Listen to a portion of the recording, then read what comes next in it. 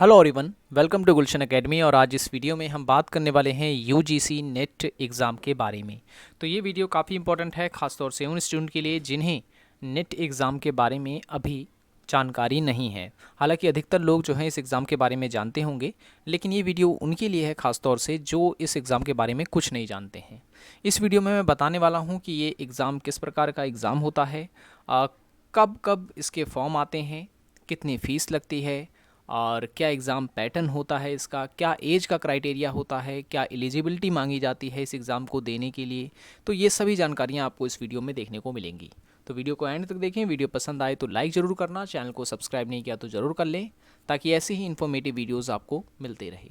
तो चलिए शुरू करते हैं। देखिए, अगर हम बात करें यूजीसी नेट की, ठीक है, तो यूनिवर्सिटी ग्रांट कमीशन जो है इस एग्ज़ाम को कंट्रोल करता है, ठीक है। और करवाने की, यानी इस एग्ज़ाम को करवाने की जो जिम्मेदारी होती है वो है एनटीए की, यानी कि नेशनल टेस्टिंग एजेंसी की, ठीक है। नेशनल टेस्टिंग एजेंसी की जिम्मेदारी होती है इस एग्ज़ाम को करवाने की, ओके। और ये एग्ज़ाम जो है, क्योंकि ये एक नेशनल लेवल का एग्ज़ाम है, तो ये एक बार में ही ऑल ओवर इंडिया में कराया जाता है। यानी कि जब भी ये एग्ज़ाम होता है तो ये ऑल ओवर इंडिया में होता है, ना कि किसी पर्टिकुलर स्टेट में होता है। ये एग्ज़ाम ख़ास तौर से दो कारणों से लिया जाता है। एक तो ये कि कुछ असिस्टेंट प्रोफेसर्स जो हैं उनको एलिजिबिलिटी दी जाती है, ठीक है। यानी कि असिस्टेंट प्रोफेसर की एलिजिबिलिटी के लिए जो है ये एग्ज़ाम देना पड़ता है।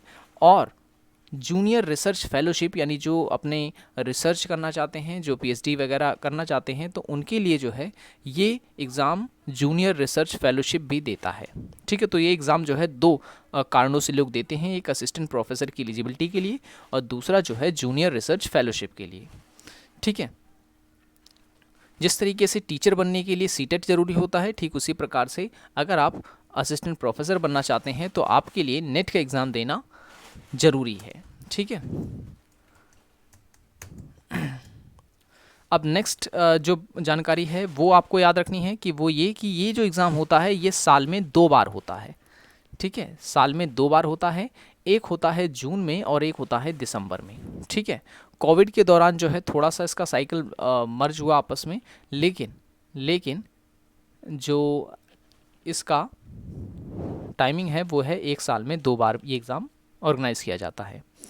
99 सब्जेक्ट्स में जो है ये एग्ज़ाम होता है, यानी 99 सब्जेक्ट्स में अगर मास्टर्स आपने की कर रखी है तो आप जो है उसमें आप अपना नेट का एग्ज़ाम दे सकते हैं। उसमें पहले ये होता था ऑफलाइन, यानी पहले पेपर बेस्ड होता था। अब जो है ये सीबीटी कर दिया गया है, यानी कंप्यूटर बेस्ड कर दिया गया है, ठीक है। अब आपको जो है कंप्यूटर में बैठ के एग्ज़ाम देना होता है।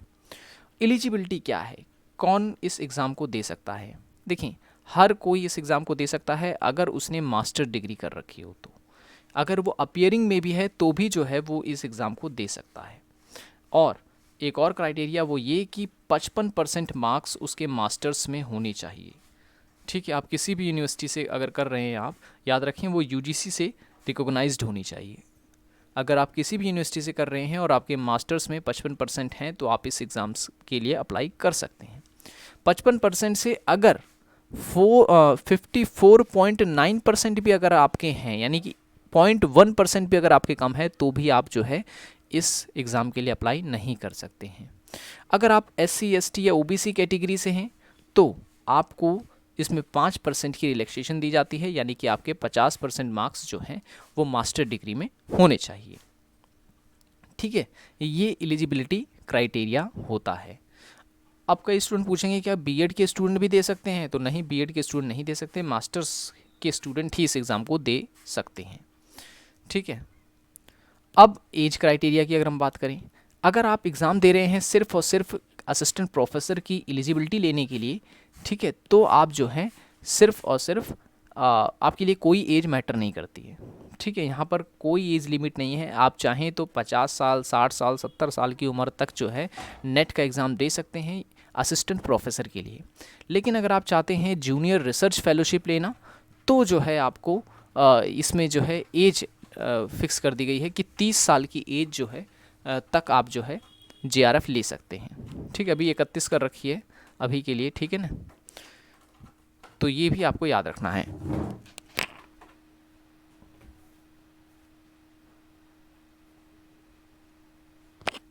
ओके, ठीक है। और हाँ, ये चीज़ आपको याद रखना है कि जेआरएफ के लिए एज लिमिट दे रखी है, जबकि असिस्टेंट प्रोफेसर के लिए कोई एज लिमिट नहीं होती है।